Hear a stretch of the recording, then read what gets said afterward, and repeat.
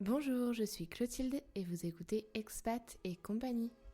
Un podcast qui raconte la vie de personnes ayant fait le choix de quitter leur pays d'origine pour s'envoler aux quatre coins du monde vers de nouvelles aventures. Si tu aimes ce podcast et que tu as envie de le soutenir, eh bien parle-en avec tes proches, le bouche à oreille, c'est ce qui fonctionne le mieux. Tu peux aussi me laisser un commentaire sur Apple Podcasts et 5 étoiles, ça fait toujours plaisir. On se retrouve un lundi sur deux pour un nouvel épisode et en attendant, bonne écoute! Bonjour à tous, nous accueillons avec nous une invitée qui s'appelle Elodie. Elodie habite dans le pays qui est le deuxième plus grand pays du monde après la Russie. On le connaît avec son fameux drapeau orné d'une feuille d'érable. Nous sommes bien sûr au Canada. Bonjour Elodie! Bonjour.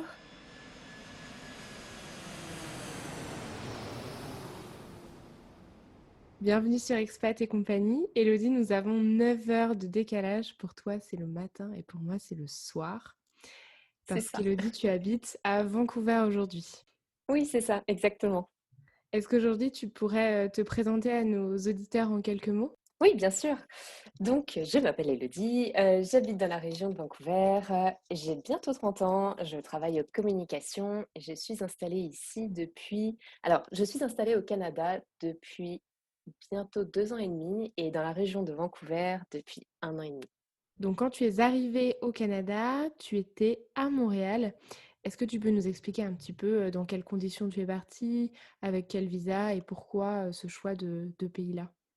Oui, bien sûr. Je suis arrivée avec un PVT à Montréal, avec mon compagnon qui lui n'avait pas de PVT. On pourra en reparler peut-être un petit peu plus tard. On a choisi avec mon compagnon de partir au Canada parce que, on était un petit peu lassés de la vie parisienne qu'on avait. Ça faisait 6 ans qu'on habitait à Paris, enfin moi que j'habitais à Paris en tout cas. Et je sais pas, on était un petit peu enfermés dans un train-train, métro, boulot, dodo classique et on avait envie de voir autre chose, d'avoir une expérience à l'étranger. Le Canada nous a semblé le plus facile dans un premier temps parce qu'on visait déjà Montréal et que c'était une province francophone. Donc on se disait que ça allait être plus simple pour trouver du travail.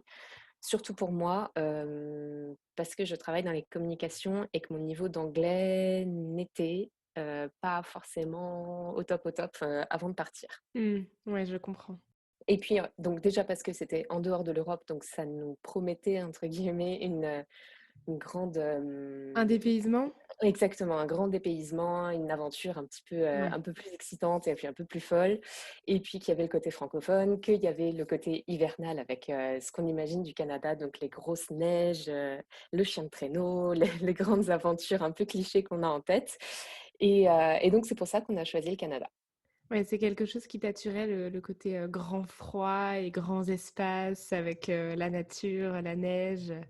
Exactement. Je pense que j'étais vraiment lassée de Paris et j'avais vraiment envie de nature. Donc, la proximité de la nature à côté de Montréal nous a vraiment fait de l'œil. Ouais, et puis en plus, le côté pays en partie francophone, elle peut être rassurant. Est-ce que c'était une première expatriation pour toi? C'était un premier départ sur le long terme à l'étranger, le PVT Canada? Oui, tout à fait. Pour moi, comme pour mon conjoint, c'était la première expérience. On n'a pas pu en faire quand on était jeunes étudiants, donc on n'a pas profité des systèmes Erasmus et tout ça.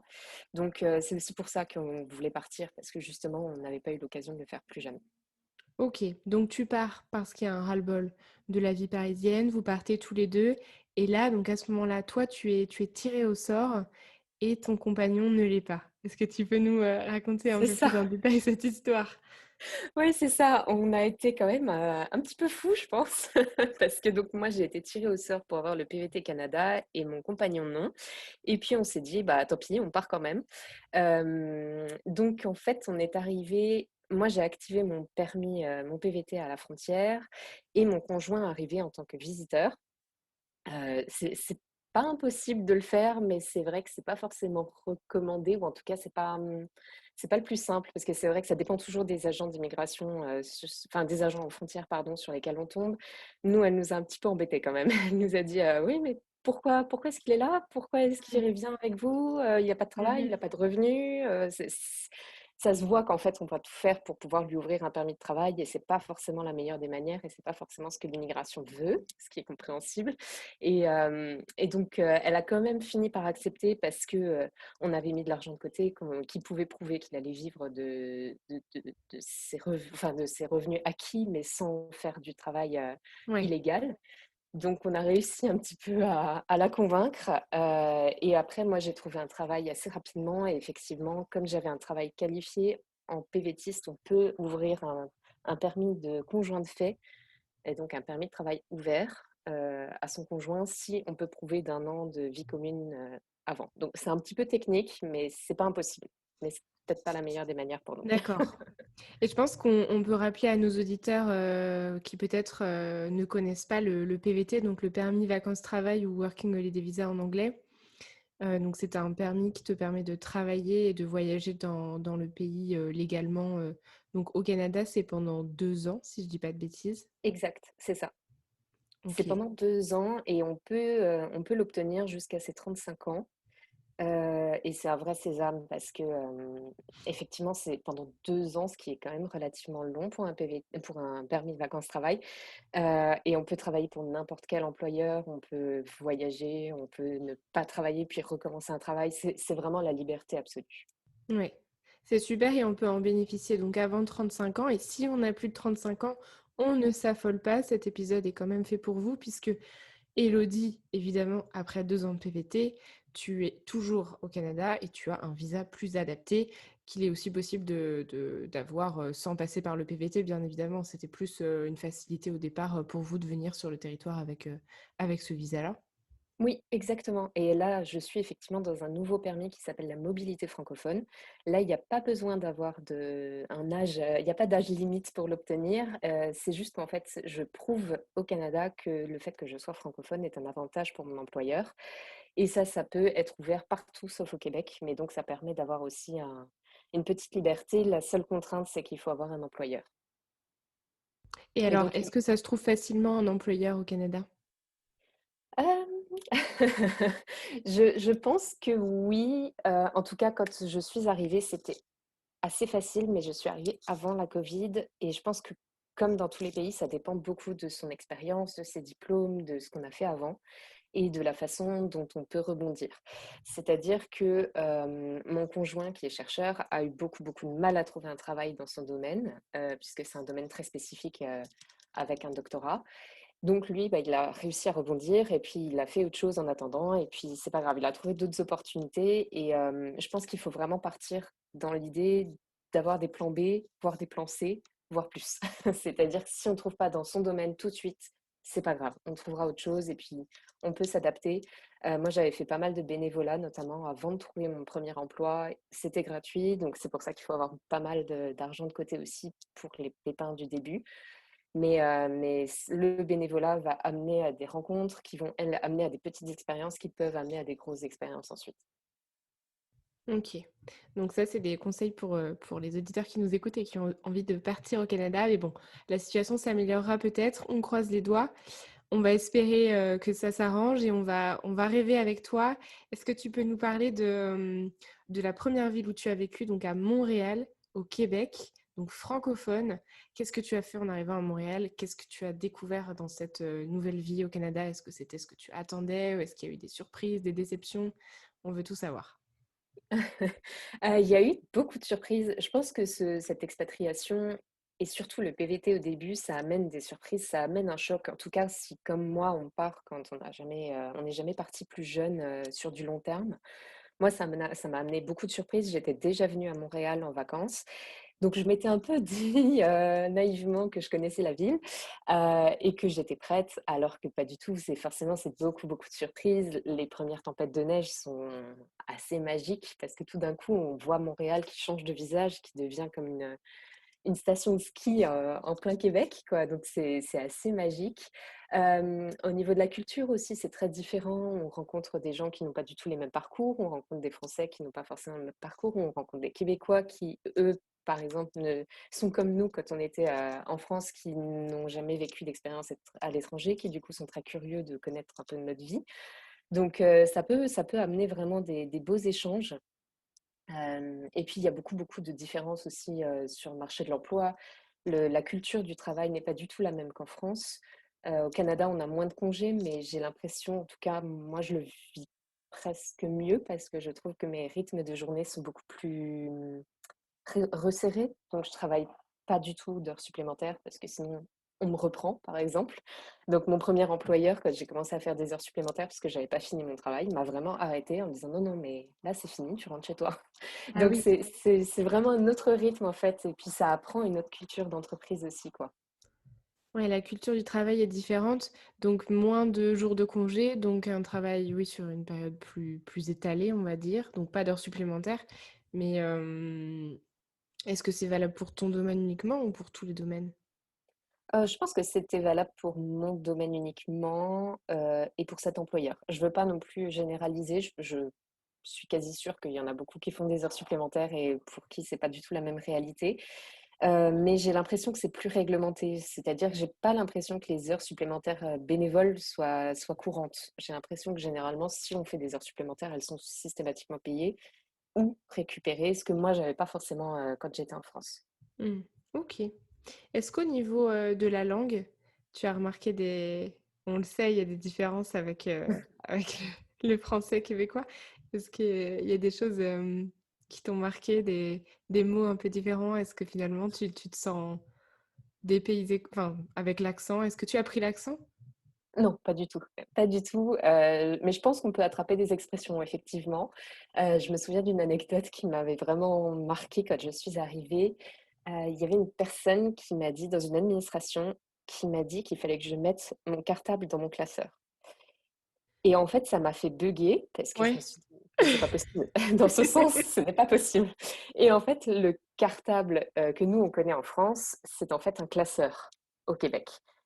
Et le classeur, c'est comme au Québec, c'est comme un espèce de petit caisson, qu'on a à côté de son bureau dans lequel on range des dossiers. Et donc effectivement, pour eux, mettre le cartable dans le classeur, c'est possible, alors que pour moi, ce n'était pas possible. Donc il y a eu comme un moment de blanc entre elle et moi. On s'est regardé, Ouais. on s'est dit: «On parle la même langue, mais ça n'a pas la même signification ni pour l'une ni pour l'autre». C'est clair, c'est clair. Je me suis sentie bête, je t'ai demandé si tu avais l'accent enfin, si tu avais pris l'accent alors qu'on entend très bien que tu n'as pas l'accent.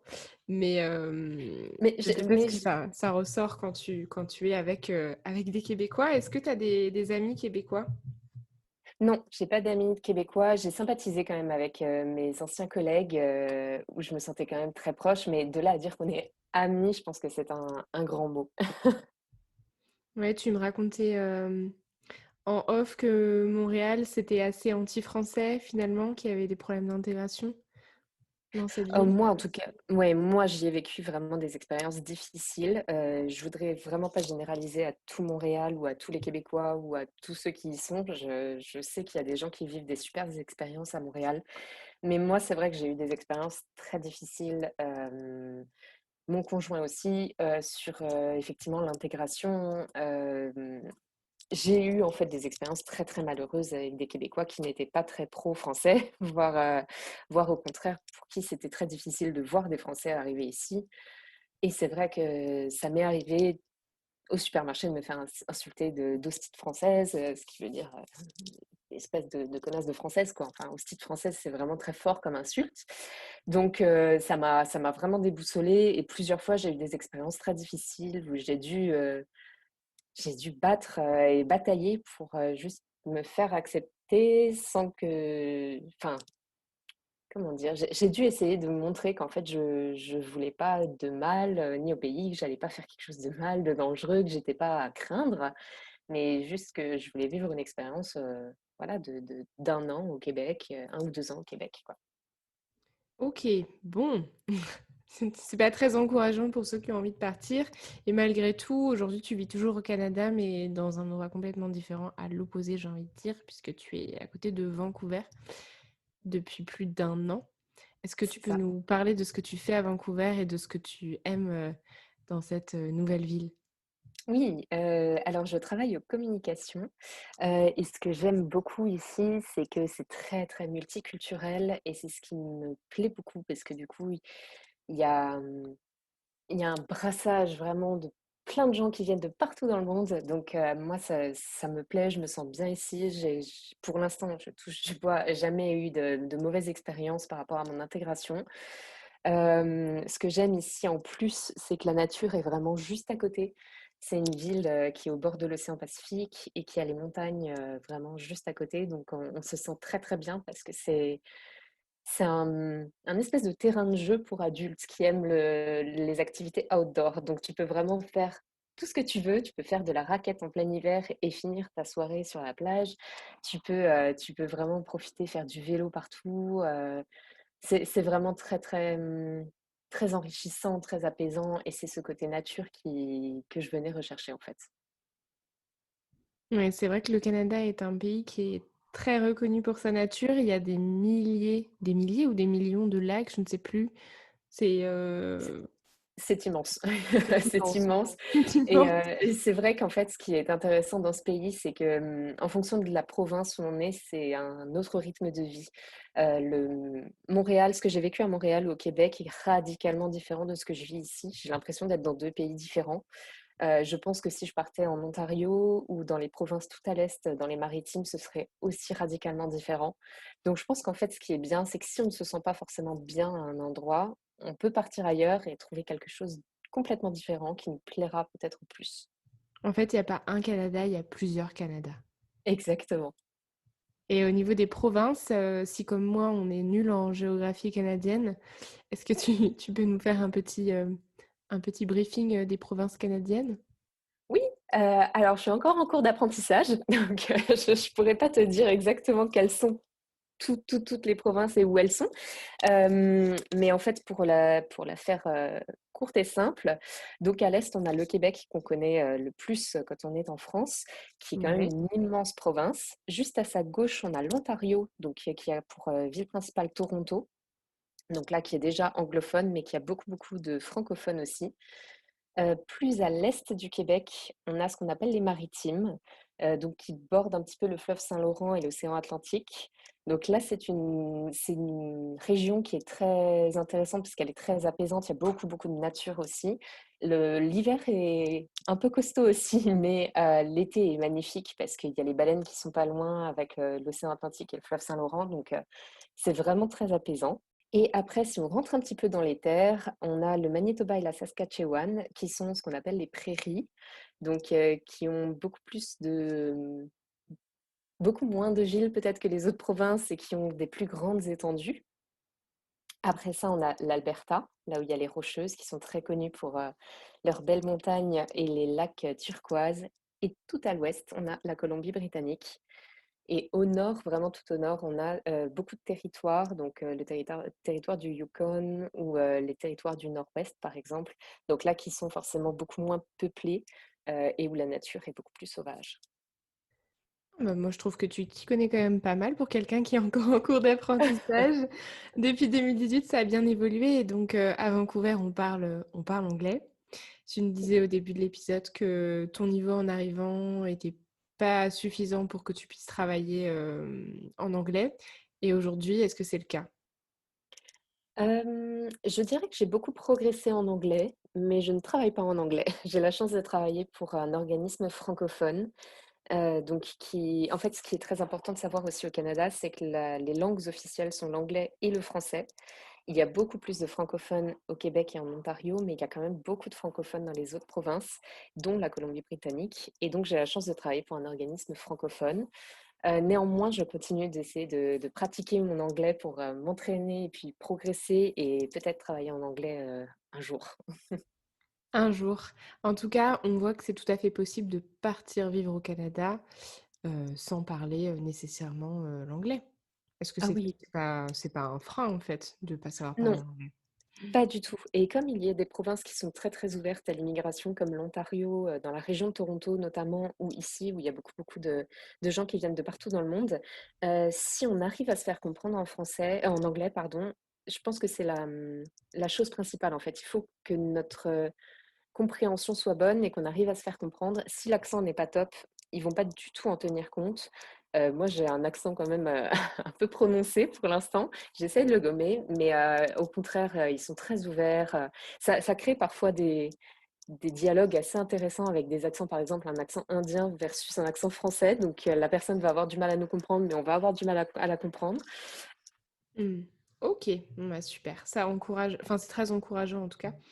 On a parlé, du territoire qui est vaste, on a parlé un peu géographie et maintenant est-ce que nous pouvons parler du climat? Parce que quand même le Canada, on le sait, c'est un pays qui affiche des températures négatives qui peuvent effrayer les Français et je ne pense pas parler que pour moi, mais en tout cas, moi, c'est un pays qui m'attire beaucoup, mais qui m'effraie aussi bien au niveau de ses températures.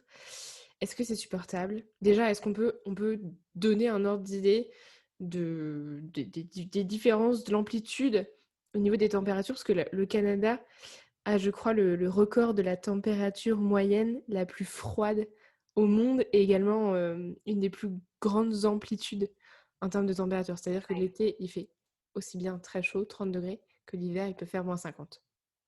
Oui, alors, en fait, ce qui est important de savoir et de comprendre, c'est qu'effectivement, chaque province a sa spécificité.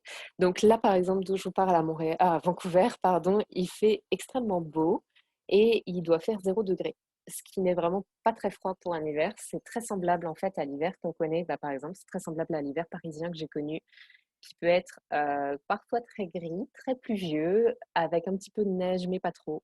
Donc l'hiver Vancouver est très, très doux et il y a les montagnes juste à côté si on veut vraiment vivre une expérience, plus canadienne avec du ski, de la raquette et tout, donc c'est tout à fait possible. Par contre, quand on part dans l'est, effectivement, c'est un peu plus froid.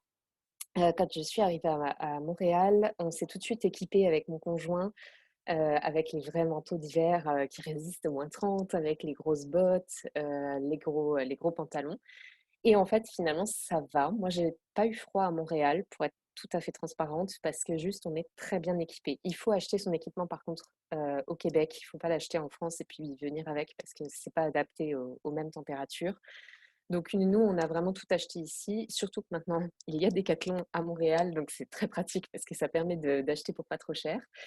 Donc, on avait notre grosse veste qui résistait à -30 et le pire qu'on ait connu, il me semble que c'était -36 avec une tempête de neige blizzard, là, comme ça. Donc ça a été vraiment le moment où je me souviens que j'ai eu un petit peu froid. Mais pour être honnête, c'était pas un froid où j'ai eu l'impression que ça transperçait mes os, parce que c'est aussi un froid assez sec et donc qui est pas très pénétrant comme peut l'être le froid humide.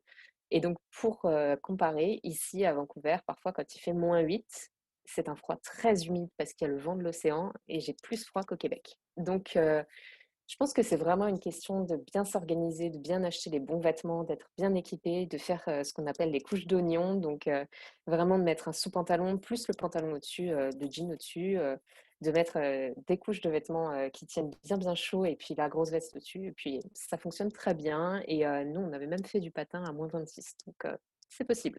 Ah oui, OK. Bon, bah, écoute, si tu dis que tu as pas eu très froid avec -36 Oui, plus la non tempête vraiment. de neige parce que tu étais bien équipée, bon, j'ai envie de te croire. Non, je pense sincèrement qu'effectivement, c'est un très, très bon conseil de dire, d'acheter son équipement sur place et non pas en France. Tu me disais que Decathlon était installé au Canada. Ça veut dire quoi? Qu'ils font des produits spécifiques pour le Canada et que c'est différent de ce qu'on peut trouver, en France en rayon? Oui, il y a des produits qui sont vraiment très spécifiques à ici, qui résistent par exemple au -36 donc Ouais. qui sont, Mmh. par exemple, les vestes d'hiver sont intéressantes ici, ouais. OK, bon, bah, c'est bon à savoir. On peut toujours se s'approvisionner chez Decathlon en arrivant si on a envie et C'est ça. sinon il y a des marques un peu plus locales, je suppose. Peut-être que tu pourrais nous en recommander, quelques-unes? Oui, donc j'avais choisi, la marque Nose, qui est une marque, québécoise, il me semble, et qui est en fait une marque qui propose des vêtements véganes et respectueux de l'environnement et respectueux, des animaux. contrairement à certaines marques qui sont parfois connues, mais qui ont des vrais problèmes d'éthique, comme par exemple Canada Goose qui est plutôt à proscrire et en plus qui vend des manteaux extrêmement chers. Je pense qu'en fait, il est tout à fait possible, d'aller sur le groupe, par exemple, de PVTistes à Montréal et de chercher, des recommandations de vêtements, divers. Moi, c'est ce que j'avais fait et il y a beaucoup, beaucoup de marques qui ressortent et puis il y a vraiment beaucoup de gens qui conseillent sur, quelles sont les bonnes marques qui sont fiables sur la durée aussi et quelles sont les marques plutôt à éviter. Super, merci beaucoup pour, tous ces conseils. Maintenant on sait où aller s'habiller et où pas. Hem, est-ce qu'Élodie, on peut parler un petit peu quotidien? Est-ce que tu es OK pour nous parler un peu de ta vie à Vancouver? Très honnêtement, le coût de la vie, hem, l'ambiance générale, l'intégration, tout ça, les activités que tu peux faire sur place. Comment ça se passe un petit peu? Qu'est-ce que c'est finalement la vie au Canada? Bien sûr. Alors, pour Vancouver, c'est pas vraiment une surprise pour ceux qui sont déjà au Canada. La ville est extrêmement chère en termes de loyer. On a un secteur immobilier qui est très tendu et qui coûte vraiment une grosse fortune. Donc, là, pour être tout à fait transparente avec vous, j'ai ce qu'on appelle un one bedroom. Donc, j'ai juste une chambre et un salon cuisine.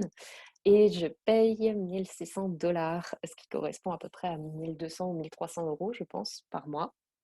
Donc c'est vraiment, vraiment, non négligeable. C'est beaucoup plus cher que toutes les autres villes. Toronto est pas mal aussi dans la quête, malheureuse, au loyer expansif, mais Vancouver est malheureusement très cher parce que, le rythme de vie est agréable, parce que le climat est très doux et très agréable, comme je le disais, qu'on vit au bord de l'océan. Donc, c'est sûr qu'on paye un petit peu ce luxe d'être, à côté de la nature, d'avoir les montagnes juste à côté. Donc, je pense que c'est effectivement le gros point négatif. La ville a d'autres points négatifs aussi. C'est une ville, qui a beaucoup de pauvreté, enfin d'écart de richesse versus pauvreté, puisque forcément les loyers sont très chers. Donc ceux qui ne peuvent pas se les payer tombent assez vite malheureusement dans d'autres excès, de pauvreté et je pense que la ville est en train d'essayer de travailler pour, améliorer un petit peu et empêcher ce contraste, améliorer aussi tout ce qui est, hem, il y a des problèmes aussi de drogue qui sont assez importants à Vancouver, donc ils essayent un petit peu de contrer ça. Mais autrement, quand on a la chance d'y vivre et de s'y sentir bien, c'est vrai que c'est très agréable parce que les montagnes sont juste à côté, qu'on peut vraiment profiter des activités extérieures. Comme je le disais, j'ai la chance d'avoir un travail où je commence très tôt le matin, mais je finis aussi très tôt, donc je peux profiter de l'après-midi pour, aller dans la nature ou, juste faire des balades dans Vancouver et c'est très agréable de souligner aussi que faire des balades dans Vancouver, ce sont des balades vraiment chouettes où on se balade près des bateaux, on se balade, dans les ports, c'est des quartiers assez calmes, assez reposants, donc c'est vrai que ce sont juste, entre guillemets, «des balades en ville», mais ce sont des balades très, très ressourçantes. Ouais, alors ça s'entend dans ta voix que ça a l'air d'être vraiment enfin, ça a l'air merveilleux. J'ai envie de venir découvrir ça et donc la vie à Vancouver a l'air, très agréable. Est-ce que vous avez prévu d'y rester? Quels sont vos projets à toi et à ton compagnon pour l'avenir? Oui, on a décidé d'y rester, donc là, on vient d'entamer des démarches pour, obtenir la résidence permanente, ce qui est un petit peu le premier palier de l'immigration canadienne. Donc, je rentrerai peut-être pas dans les détails de l'immigration puisque en fait, au Québec, c'est différent des autres provinces, donc tout dépendra vraiment du choix de l'immigration de chacun. Donc nous, on a décidé de faire la résidence permanente ici à Vancouver. On ne sait pas encore ce que l'avenir nous réserve. Là, en plus, c'est sûr qu'avec la pandémie, les frontières fermées et tout, ça pose des questions. C'est sûr qu'on réfléchit un petit peu à toutes les options. On envisagerait peut-être de retourner dans l'Est, on ne sait pas encore. Peut-être pas à Montréal ni au Québec, mais peut-être justement dans les provinces maritimes. On est en train un petit peu de réfléchir à tout ça. Mais c'est sûr que si on arrive, au Canada, c'est important d'être, bien outillé, de bien se renseigner. Donc moi, je conseillerais peut-être de le faire en amont, de s'intéresser un petit peu au pays, de voir quels seraient les climats, les conditions de vie, le budget qu'on a envie de mettre. C'est certain que si on arrive à Vancouver, il est important de trouver un travail rapidement, peut-être plus rapidement qu'à Montréal où on peut vivre un petit peu plus sur nos économies. Et quand on arrive dans le pays, c'est important aussi de peut-être pas rester tout seul dans son coin et de vivre son choc culturel tout seul, parce que ça arrive souvent qu'on ait un choc culturel quand même, même si Montréal est quand même proche de la culture européenne qu'on connaît, ça reste un choc. Moi, je conseillerais vraiment, et je pense que c'est important de s'entourer. Il y a des organismes aussi francophones qui sont très très bien pour l'intégration des francophones qui arrivent au pays. Donc, par exemple, à Montréal, il y a la CITIM qui est excellente, qui permet d'offrir vraiment un stage de 4 jours qui est complètement gratuit et qui permet en fait aux Français de comprendre le marché de l'emploi, d'apprendre à faire son CV, de passer des entrevues, de faire vraiment un petit peu un accompagnement dans cette intégration. Ici, en Colombie-Britannique, il y en a aussi beaucoup. Faut regarder. Il y a pas mal d'organismes en fait qui sont là. Il faut se renseigner par exemple auprès de la Fédération des francophones de Colombie-Britannique qui peut accompagner, qui peut guider un petit peu sur où chercher un travail, quels sont les médecins par exemple avec Réseau Santé, quels sont les médecins parce que ça aussi c'est très important. Donc voilà, c'est un petit peu ce que je conseillerais, c'est quand on arrive, regarder quels sont les organismes qui sont là pour aider et puis essayer de les rencontrer et puis de rencontrer un petit peu du monde à travers eux. Ouais, c'est très intéressant, très intéressant. En fait, ce qu'il faut se dire, c'est que quand on est à l'étranger, on a la possibilité de se faire accompagner. Et quand on est sur place, on a effectivement la possibilité de faire appel à la CITIM. Donc la CITIM, c'est Clé pour l'intégration au travail des immigrants. Donc c'est un organisme qui aide à l'insertion par le travail. Donc ça concerne toutes les personnes qui sont déjà sur le territoire, hein, qui sont déjà au Canada. Donc si vous êtes venu avec un PVT, vous pouvez faire appel à leur service. Et je suppose que si on vient en étant juste touriste, ça ne suffit pas. Je pense qu'il faut être un peu plus impliqué, être sur le territoire pour un peu plus longtemps.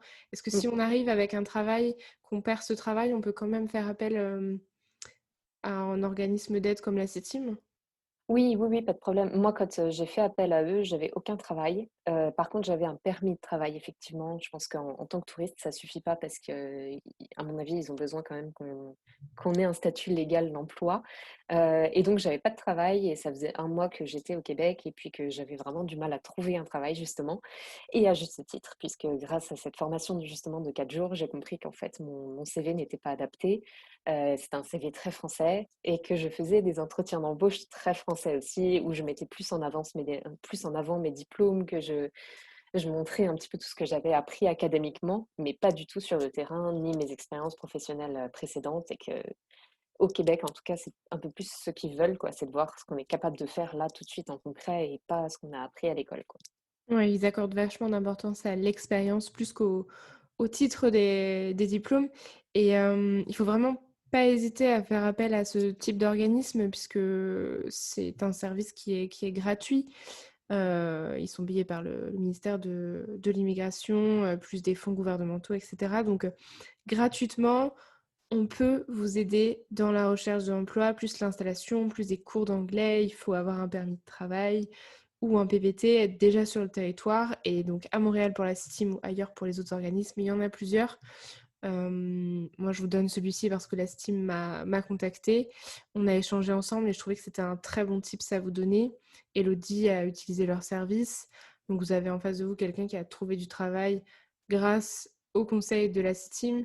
Donc toi, tu avais un PVT et pas de travail, mais on peut tout à fait être étudiant diplômé, on peut être un travailleur avec un travail temporaire, on peut être résident permanent aussi, même si vous êtes résident permanent Oui, comme ce sera le oui, cas tout à fait. bientôt. Mais ils sont tout à fait disponibles. Et puis moi, j'ai eu affaire à une équipe vraiment très chaleureuse et qui a connu elle aussi les joies de l'immigration. Donc, qui sait à peu près quels sont les chocs par lesquels on passe et qui savent un petit peu ce qu'on traverse, quoi.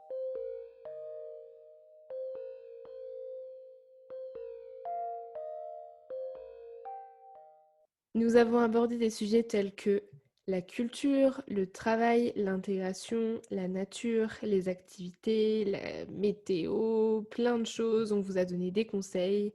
Elodie nous a livré son expérience. Est-ce que tu aurais une dernière chose à dire à nos auditeurs avant de passer à la petite interview dans l'interview? Je pense que c'est juste de venir au Canada.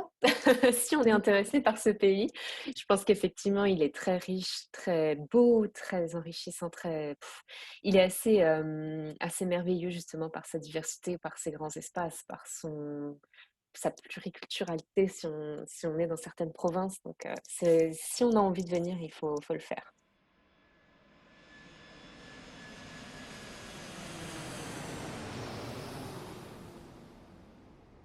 C'est parti pour la petite interview dans l'interview. Elodie, peux-tu nous dire quel est ton endroit préféré dans le monde? Strasbourg, Donc, d'où tu viens. Voilà. c'est ça. Quelle est ta meilleure découverte culinaire au Canada? Ah, la poutine. La poutine. Il y en a qui détestent, mais moi, c'est le coup de cœur. La poutine, donc c'est des frites avec Oui, de la viande, tout ça, et c'est du ça. fromage. Ouais, des frites qui trempent dans la sauce avec du fromage. Dit comme ça a l'air répugnant, mais moi, je trouve ça merveilleux. On en trouve un petit peu en France, je ne sais pas si c'est de la vraie poutine ou pas. En tout cas, pour goûter la vraie, il faut aller dans...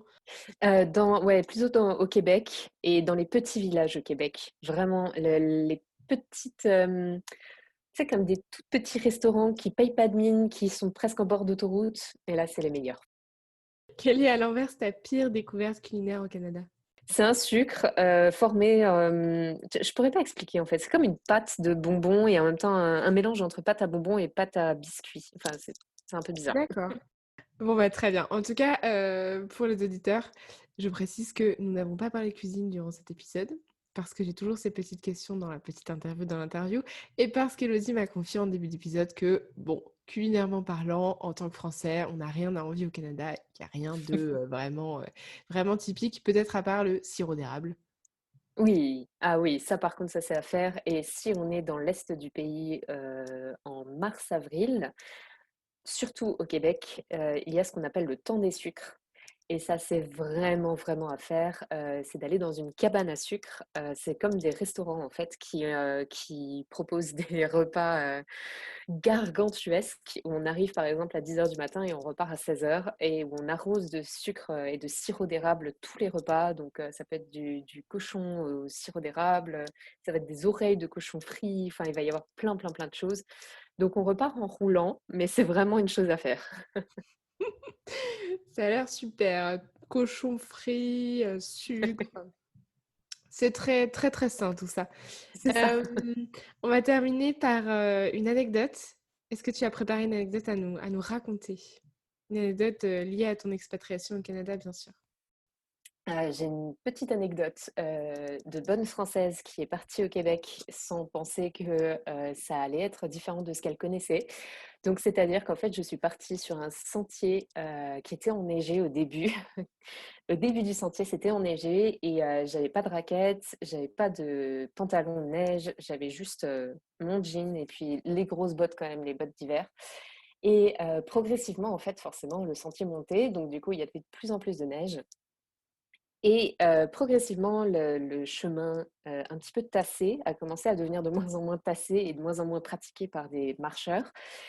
Et donc progressivement, je sentais mes pieds qui s'enfonçaient, qui s'enfonçaient, qui s'enfonçaient, jusqu'à ce qu'en fait, je me retrouve à être quasiment immergée, c'est-à-dire que j'avais de la neige jusqu'au bassin et je n'arrivais plus à me sortir de ce sentier piégeur qui s'était formé.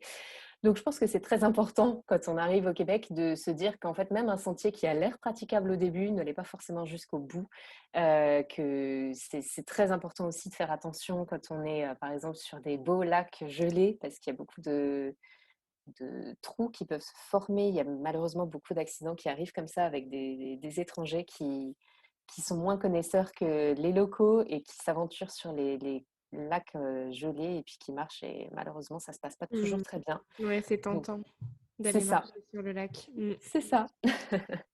On est prévenu. On est prévenu grâce à Elodie, pas d'accident de lac. Bah écoute, merci beaucoup Elodie. Mais non, Merci pour merci ton à temps. toi. Merci beaucoup. Avec plaisir. À très bientôt. À bientôt.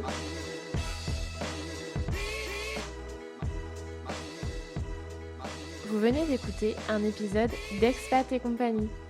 Inspirez-vous et osez votre propre expérience de vie à l'étranger. Si cet épisode vous a plu, n'hésitez pas à le partager autour de vous. À bientôt!